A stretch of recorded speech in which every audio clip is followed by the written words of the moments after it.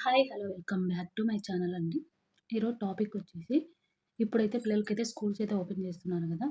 Schools open చేస్తున్నారంటే మనకు డబ్బులైతే చాలా అవసరం గదా! ఫీజెస్ అలాగే బుక్స్‌కు వ్యాన్ ఫీజులకు ఫస్ట్ ఆఫ్ ఆల్ అయితే స్కూల్ బుక్స్‌కు, ఫీజుకు, వాళ్ళ యూనిఫార్మ్స్‌కు వీటికి మనకు చాలా అమౌంట్ అయితే ఖర్చవుతుంది. వీటికి ఒక బడ్జెట్ ఎలా వేసుకోవాలి? అలాగే కొన్ని టిప్స్ అయితే నేను ఫాలో అయ్యేటివి మీతో అయితే షేర్ చేసుకుంటాను. ముఖ్యంగా స్కూల్ స్టార్ట్ అయ్యే లోపే మనం వాళ్ళ పిల్లలకు ఎంత కావాలి అమౌంటు అనేది ఒక ఐడియాకు ఒక బడ్జెట్ లాగైతే నేనైతే మీకు చెప్తానండి. ఈ టిప్స్ మీరు ఫాలో అయిపోండి. ఫాలో అయితే కనీసం మీకు ఒక క్లారిటీ అనేది వస్తుంది. ఎంత మనం ఖర్చు పెట్టాలి? అలాగే ఎక్కడెక్కడ సేవింగ్ చేసుకోవాలి? ఇప్పుడు ఒక వస్తువు కోసం మనం పెట్టేటప్పుడు దానికి మనం కరెక్ట్‌గా అమౌంట్ కరెక్ట్‌గా పెడుతున్నామా? ఎక్కువ పెడుతున్నామా? అనేది కూడా మీకు ఐడియా అయితే వస్తుంది. తప్పకుండా వీడియోని చివరి వరకైతే చూడండి. నచ్చితే గనక సబ్స్క్రైబ్ చేసుకోండి. అలాగే లైక్ చేసి మీ ఫ్రెండ్స్ అండ్ ఫ్యామిలీకి తప్పకుండా షేర్ చేయండి. ఇక వీడియోలోకైతే వెళ్ళిపోదాం. ఫస్ట్ టిప్ వచ్చేసి స్కూల్స్ ఓపెన్ అంటేనే ఫస్ట్ ఆఫ్ ఆల్ పేరెంట్స్‌కి ఎక్కువ టెన్షన్ అండి. ఎందుకంటే ఫీజెస్ కట్టాలి. అలాగే బుక్స్ తీసుకోవాలి. యూనిఫార్మ్స్ తీసుకోవాలి. బ్యాగులు అలాగే చిన్న చిన్న లంచ్ బాక్సులు, పెన్సిల్స్ అంటే స్టేషనరీ మొత్తం తీసుకోవాల్సొస్తుంది. కాబట్టి ఇవన్నీ ఖర్చులు ఎక్కువగా పెట్టకుండా అంటే మనం ఆలోచించుకోకుండా డైరెక్ట్ వెళ్లి పెట్టేయకుండా కొన్ని స్మార్ట్‌గా ఆలోచించి కొన్ని టిప్స్ అయితే నేను ఎక్కువగా ఫాలో అయ్యేటివి మీతో షేర్ చేసుకుంటున్నా అండి. అవన్నీ ఒకసారి ఆలోచించి మొత్తం క్లారిటీగా ఎక్స్‌ప్లనేషన్ అయితే రాసాను. మీకు మొత్తం క్లారిటీగా అయితే ఎక్స్‌ప్లనేషన్ అయితే చేస్తాను. ఫస్ట్ టిప్ వచ్చేసి ముందు ప్లానింగ్ అనేది ఉండాలండి. ఏ విషయానికైనా సరే ముందనేది ప్లానింగ్ అనేది కంపల్సరీ అయితే ఉండాలి. ప్లానింగ్ అంటే ఇప్పుడు బుక్స్ కొనుక్కోవాలి. లేకపోతే స్కూల్ గూడా మనం ఈ ఇయర్ ఒక స్కూల్‌కు, నెక్స్ట్ ఇయర్ ఒక స్కూల్‌కు కొంతమంది వెళ్ళే ఛాన్సెస్ ఉంటుంది. ట్రాన్స్‌ఫర్ అయినా కూడా అలా ఒక ప్లానింగ్ అయితే ఉంటుంది కదా! ట్రాన్స్‌ఫర్స్ అయితే ముందే తెలిసిపోతాయి. లేదు అంటే గన ఒకవేళ అదే స్కూల్‌లో ఉన్నా కూడా మనకు ఫీజ్ ఎంతుంది? బుక్స్‌కి ఎంతవుతదని ఒక ఐడియా అయితే క్లోజ్ చేయకముందు నుంచే మనకు చెప్తూ ఉంటారు. ఫీజ్ ఇంత, అలాగే బుక్స్‌కి ఇంత అవుతుందని ముందే బుక్స్ ఆర్డర్ పెట్టుకోండి, లేకపోతే బుక్స్ తీసుకోండి అని ముందు నుంచే మనకు చెప్తూ ఉంటారు గదా! ఒక ఐడియా అయితే ఉంటుంది కాబట్టి మనకు స్కూల్స్ ఈజీగా 2 మంత్స్ లేకపోతే మా నెలన్నరైనా మనకు ముందుగానే హాలిడేస్ అయితే ఉంటాయి కాబట్టి స్కూల్స్ ఓపెనింగ్‌కు 2 నెలలు లేకపోతే నెలన్నర ఉంటుంది కాబట్టి ఈలోపే ప్లానింగ్ అనేది చేసుకోండి. ఏ బుక్స్ కావాలి? ఒకవేళ స్కూల్లోనే ఇస్తే గనక స్కూల్లోనే ఒక అమౌంట్ అనేది మనకు తెలిసిపోతుంది. ఇంకా స్కూల్‌లో ఇస్తున్నారంటే మనం అదే అమౌంట్‌కే కొనాల్సొస్తుందండి. మనకక్కడ ఏమి తగ్గరు. అదే పక్కన తీసుకునేటివి కూడా కొన్ని స్కూల్స్‌లలో ఉంటాయి. అలాంటివైతే గనక పక్కన కూడా తీసుకునేటప్పుడు కొంచెం హోల్‌సేల్ షాపులలోకి వెళ్లి తీసుకుంటే సరిపోతుంది. కాబట్టి ముందుగా ప్లాన్ చేసుకోవాలి. లాస్ట్ మినిట్‌లో షాపింగ్ చేయకూడదండి. ఇప్పుడు స్కూల్స్ ఒక వారంలో తెరుస్తారనంగా అప్పటికప్పుడు షాపింగ్ చేస్తే గనుక మనకు ఖర్చనేది ఎక్కువగా అవుతుంది. కాబట్టి ముందు ఒక లిస్ట్ ప్రిపరేషన్ జేసుకోండి. పిల్లలకు స్కూల్ బ్యాగ్స్ ఉన్నాయా? అంటే బుక్స్ పెట్టుకునే బ్యాగ్స్ ఉన్నాయి లేదా? మంచిగా కండిషన్‌లో ఉన్నాయి లేదా? అలాగే లంచ్ బాక్స్‌లు మంచిగా ఉన్నాయి లేదా? వాటర్ బాటిల్ అట్లా మెయిన్ వాళ్ళకు స్కూల్‌కి అవసరమయ్యే వస్తువులు స్టేషనరీ ఎంతుంది? నెక్స్ట్ ఇయర్‌కి ఎంత అవసరం పడుతుంది? మనం ఎంత కొనగలం ఇప్పుడు? అనేది మొత్తం ఒకటి లిస్ట్ రాసి పెట్టుకున్నాక ముందే మనకు ఆఫర్స్ ఉన్నప్పుడు తీసి పెట్టేసుకోవచ్చండి సరిపోతుంది. ఇక నెక్స్ట్ వచ్చేసి ఓల్డ్ బుక్స్ రీయూజ్.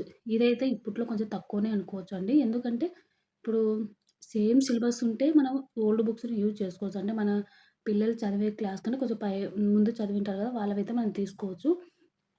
లేదు అంటే ఇప్పుడు అదే సిలబస్ అయితే తీసుకోవచ్చు. కాకుండా వేరే సిలబస్ అనుకోండి, అస్సలకి మనకు ఇంగ వేస్ట్ కదా అవి. కొన్ని స్కూల్స్‌లో అదే సిలబస్ అయినా కూడా ఆ బుక్స్‌ను అయితే అలో చేయరు. ఎందుకంటే మధ్య మధ్యన రాసింటారనే ఉద్దేశ్యంతో. మనకు పాత కాలంలో అయితే అంటే అప్పుడు కాలంలో అయితే పిల్లలకు మంచిగా హ్మ్, ఫ్యామిలీలో పెద్ద ఫ్యామిలీస్ ఉండేవి కాబట్టి పిల్లలు కూడా ఎక్కువ మంది ఉండేవారు. ఫస్ట్‌కి ఒక్కరు మంచి బుక్స్ కొంటే సరిపోయి వాటిని నీట్‌గా అందరూ జనరేషన్ వైస్‌గా అందరూ యూజ్ చేసేవాళ్ళండి. ఇప్పుడు అలా కాదు. ఇయర్‌కి మారిపోతుంది కాబట్టి ఈ ఓల్డ్ బుక్స్ రీయూజ్ అనేది కొంచెం తక్కువనే అని చెప్పొచ్చు. కాబట్టి సేమ్ సిలబస్ ఉంటే ఒకవేళ అలాంటి సిట్యుయేషన్ ఉంటే గనక కంపల్సరీ యూజ్ చేసుకోండి. బుక్స్ మనం ఓన్లీ చదువుకోవడానికి మాత్రమే వాటిని మనమేం భద్రంగా ఆహ్, ఏమంటారు అవేం పెద్ద అపురూపం ఎక్కువగా కాదు కదా! జస్ట్ మనం ఆ 1 ఇయర్‌లో నీట్‌గా బుక్స్ మెయింటైన్ చేసుకొని చదువుకుంటే సరిపోతుందంతే. అవి మనం ఎన్ని లక్షలు పెట్టి కొన్నా, ఎన్ని వేలు పెట్టి కొన్నా కూడా అవి ఆ ఇయర్ అయిపోతే అసలు మనకేం ఏ దానికి అవసరం ఉండవు. ఇక నెక్స్ట్ వచ్చేసి యూనిఫార్మ్ అండి. ఇది పెద్ద మనీ వేస్ట్ అనేదైతే నేను చెప్తానండి. ఎందుకంటే చాలామంది ఇక్కడ ఎక్కువగా డబ్బులైతే వేస్ట్ అవుతుంది. నేను కూడా ఫస్ట్‌లో అలానే చేసేదాన్ని. స్కూల్స్‌లో ఏం చెప్తారంటే వీక్‌కు సాటర్‌డే ఒక యూనిఫార్మ్ చెప్తారు. మళ్ళీ మిగతా రోజులలో 2 యూనిఫార్మ్‌లు చెప్తారు. అట్లా 3 యూనిఫార్మ్స్ అయితాయి. అవి గూడా ఒక్కొక్కటి తీసుకోకూడదు. సెట్‌కి 2 తీసుకోమని చెప్తారు. కాబట్టి అలా వాళ్ళు చెప్పిన ప్రకారం వల్ల తీసుకోవాల్సిన అవసరం లేదండి. యూనిఫార్మ్ మనం ఒకటేసారి ఎక్కువగా తీసుకోకుండా హ్మ్. 4 అంటే 5 డేస్‌కి ఒక యూనిఫార్మ్ తీసుకుంటే సరిపోతుంది. ఇక సాటర్‌డేకి ఒక యూనిఫార్మ్ తీసుకుంటే సరిపోతుందండి. ఎందుకంటే ఎక్కువగా యూనిఫార్మ్‌లు తీసుకున్నామనుకోండి, పిల్లలు త్వరగా పెద్దగయిపోతారు. వాళ్ళకు నెక్స్ట్ ఇయర్‌కయితే అస్సలు సెట్ కావు. దానివల్ల మనకు కావాలి అంటే గనక ఒకవేళ మధ్యలో ఒక 6 మంత్స్ తర్వాతనో అలా యూనిఫార్మ్ అవసరం పడుతుంది. మేనేజ్ చేయలేకుంటున్నాం అంటే అప్పుడు తీసుకోవచ్చు. ముందే తీసుకొని ఏం చేసుకుంటాం చెప్పండి? లేదు మేనేజ్ చేయగలము వేరే అదే స్కూల్ అనుకోండి పాత యూనిఫార్మ్స్ గూడా కొంతమంది మేనేజ్ చేస్తూ ఉంటారు.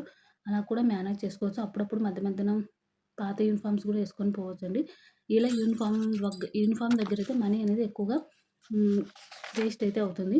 ఇక నెక్స్ట్ వచ్చేసి బ్యాగ్స్ అలాగే ఇవి యాక్సెసరీస్ ఉంటాయి గదా! అంటే ఇందాక చెప్పాను గదా! స్కూల్ బ్యాగు, అలాగే లంచ్ బాక్సులు, వాటర్ బాటిలు ఇవన్నీ మంచిగా కండిషన్ అంటే మంచిగా ఉంటే కూడా అవే యూజ్ చేసుకోవచ్చు. ముఖ్యంగా ఇక్కడ ఒక పాయింట్ అయితే చెప్పాలి. ఎక్కువగా ప్లాస్టిక్ జోలికైతే వెళ్ళొద్దండి. Plastic water bottle, plastic lunch box అదే లంచ్ బ్యాగులు అలాంటి జోలికైతే వెళ్ళొద్దు. కొద్దిగా అమౌంట్ ఎక్కువైనా సరే స్టీల్‌వి అయితే అంటే స్టీల్‌వి కూడా మనకు పైన ప్లాస్టిక్ మూత ఉంటుంది చూడండి అట్లాంటివి అస్సలు చేయొద్దండి. మనం చిన్నప్పుడు తీసుకెళ్ళాం కదా! 2 స్టెప్ బాక్సెస్ స్టీల్‌వి లేకపోతే 1 స్టెప్ అయినా కూడా మంచిగా స్టీల్‌వయితే బెస్ట్ అది ఒకసారి మనం కొంటే ఇంగ ఎప్పటికి అవసలకు మంచిగా ఉంటాయి. అంటే క్వాలిటీ మంచిగా ఉండేటివి తీసుకోండి. తక్కువ రేట్ కాకుండా కొంచెం క్వాలిటీ మంచిగా ఉండేటివి తీసుకుంటే సరిపోతుంది. స్టీల్ బాటిల్ గూడా చాలా బావుంటుంది. కానీ స్టీల్ బాటిల్ గూడా చాలా తక్కువనే ఉంటుందండి. 200 అట్లనే ఉంటుంది. కాబట్టి పిల్లలకి ఇప్పటి నుంచి మంచిగా హెల్తీగా కూడా తినాలి కాబట్టి హెల్తీగా కూడా ఉండాలి కాబట్టి స్టీల్‌వి ఎక్కువగా ఇంపార్టెన్స్ అయితే ఇవ్వండి. డెకరేషన్‌గా అది ఓన్లీ ఎప్పుడు ఫస్ట్ క్లాస్ వరకైతే అలా కొంచెం డెకరేషన్‌గా ఇస్తే సరిపోతుంది ప్లాస్టిక్ బాక్సుల్లో.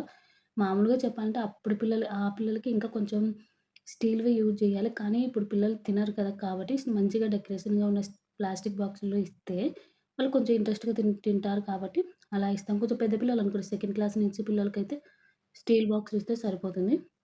ఇక నెక్స్ట్ వచ్చేసి స్టేషనరీ అండి. ఇది పెద్ద స్టేషనరీ అంటే నాకు పెద్ద తలకాయ నొప్పి అనిపిస్తది. ఎందుకు అంటే పెన్ను, పెన్సిల్స్, నోట్ బుక్స్‌లు ఇవన్నీ ఉంటాయి గదా! చిన్న చిన్న ఐటెమ్స్‌కే అండి మనం ముందే కొనిపెట్టుకున్న మళ్ళీ యాడ్ అవుతూనే ఉంటాయి. దీనికి ఎక్కువగా మనకు అమౌంట్ అయితే అవుతుంది. మధ్య మధ్యలో ప్రాజెక్ట్ వర్కులు, కలర్ పేపర్స్ ఇలా చాలా ఉంటాయి గదా! వీటన్నిటికి స్టేషనరీకి మనకు కొంచెం అమౌంట్ అనేది ఎక్కువగా అవుతుంది. కాబట్టి మెయిన్‌గా అవసరమయ్యేటివి అంటే పెన్ను, పెన్సిల్, నోట్ బుక్స్‌లు అలాంటివి కొంచెం బల్క్‌లో తెచ్చిపెట్టుకోండి. అలాగే వైట్ పేపర్స్ గూడా ఒకసారి తెచ్చిపెట్టుకోండి. పిల్లలకి ఏదన్నా ప్రాజెక్ట్ వర్కులు ఇచ్చినప్పుడు అలాంటి టైంలో యూజ్ అవుతుంది. నేనైతే colour papers, white papers, gum bottles అలాంటివి కొన్ని కొన్ని ఎక్కువగా కాదు ఒక 5 అయినా తెచ్చి పెట్టేసుకుంటాను. ఈ ఫెవిక్విక్‌లు ఉంటాయి కదా! రూ. 10 అవైతే కంపల్సరీ ఒక 10 అయితే ఇంట్లో ఆల్రెడీ ఉంటాయి. ఎందుకంటే పిల్లలు యూజ్ చేస్తూ ఉంటారు. వాళ్ళకి అలా ఫ్రీగా వదిలేస్తే వాళ్ళ క్రియేటివిటీ అనేది తెలుస్తుంది కాబట్టి, మనం రూ. 10 కోసం చూసుకుంటే పిల్లలకి క్రియేటివిటీ అనేది తెలదు. కాబట్టి అలాంటివి మనం ముందే హోల్‌సేల్ షాప్‌లలోకెళ్ళి తెచ్చుకుంటే కనుక మనకు తక్కువ ప్రైస్‌లో పడతాయి.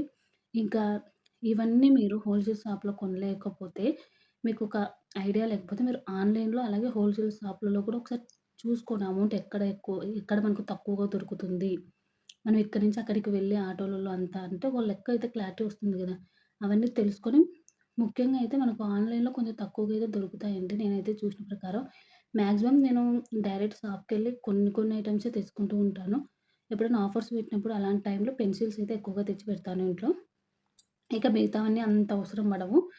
కాబట్టి ఆహ్, ఆన్‌లైన్‌లో ఎక్కువగా కొంటే బావుంటుంది. ఆఫర్స్ కూడా మంచిగా పెడతారు. అమెజాన్, ఫ్లిప్‌కార్ట్‌లో అట్లా ఎక్కువగా ఆఫర్స్ పెడతారు కాబట్టి అలాంటి టైంలో తీసుకున్నామనుకోండి మనం చాలా బావుంటుంది.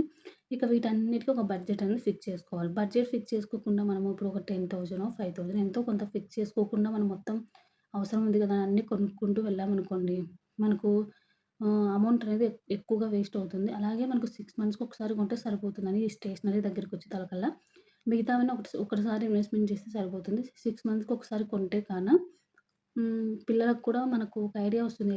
ఏవి ఎక్కువ వాడుతున్నారు, ఏవి ఎక్కువ అయిపోతున్నాయని ఒక ఐడియా వస్తుంది. మధ్య మధ్యలో పిల్లలకు బర్త్‌డేస్‌కని అలాంటి వాటికి ఎక్కువగా ఇస్తూ ఉంటే గిఫ్ట్‌లాగా ఇస్తూ ఉంటారు కాబట్టి ఆటోమేటిక్‌గా మనకు స్టేషనరీది కొంచెం అయితే తగ్గుతుంది. కాబట్టి బడ్జెట్ అనేది ముందే ఫిక్స్ చేసుకుంటే సరిపోతుందండి.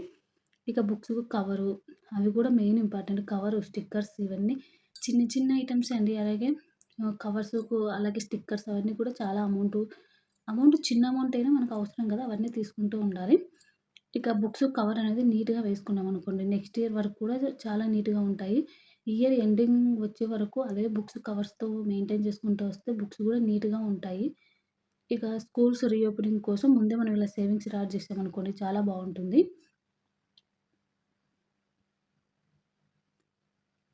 మీలో ఎంతమంది ఇలాంటి ప్లానింగ్ అయితే చేస్తూ ఉంటారో, అలాగే లాస్ట్ ఇయర్ బుక్స్ ఉంటాయి గదా! నోట్ బుక్స్‌లలో ఉన్న పేపర్స్ అన్నీ మొత్తం చింపేసి వాటిని ఒక పిల్లలకు రఫ్ బుక్ లాగా కనీసం స్కూలుకి తీసుకుపోరులేండి ఇప్పట్లో టీచర్స్ గూడా అరుస్తారు. కాబట్టి ఇంటి దగ్గరికొచ్చినాక వాళ్ళకు చదువుకోమని చెప్తుంటారు గదా! అవి రాసుకోవడానికి, అలాగే వాళ్ళు ఓన్‌గా ఏదైనా చేసుకోవడానికి గూడా ఆ పేపర్స్‌ని యూజ్ చేస్తే సరిపోతుంది. సెపరేట్‌గా రఫ్ బుక్ ఇంటి దగ్గర ఒక రఫ్ బుక్కు, స్కూలుకి ఒక రఫ్ బుక్కు కాకుండా ఇంటి దగ్గర ఈ రఫ్ బుక్ ఇలా పేపర్స్ అన్ని చింపేసినటివి ఉంటాయి కదా! అవన్నీ ఒక్కొక్క నోట్స్ ఒక్కొక్క అంటే డబుల్ రోలింగ్, అలాగే సింగిల్ రోలింగ్, వైట్ పేపర్స్ అవన్నీ చాలా ఉంటాయి కాబట్టి, అవన్నీ స్కూలుకి తీసుకుపోకుండా ఇంటి దగ్గరే ఉన్నప్పుడైనా యూజ్ చేసుకుంటే సరిపోతుంది. ఇలా అయితే మీరు ఒకసారి ప్లానింగ్ చేసుకోండి. మీకే ఐడియా అయితే వస్తుంది. ఇవి నాకు తెలిసిన కొన్ని టిప్స్. ఇంకా మీకేమైనా తెలిస్తే గనక కామెంట్‌లో కామెంట్ చేయండి. Thank you for watching friends.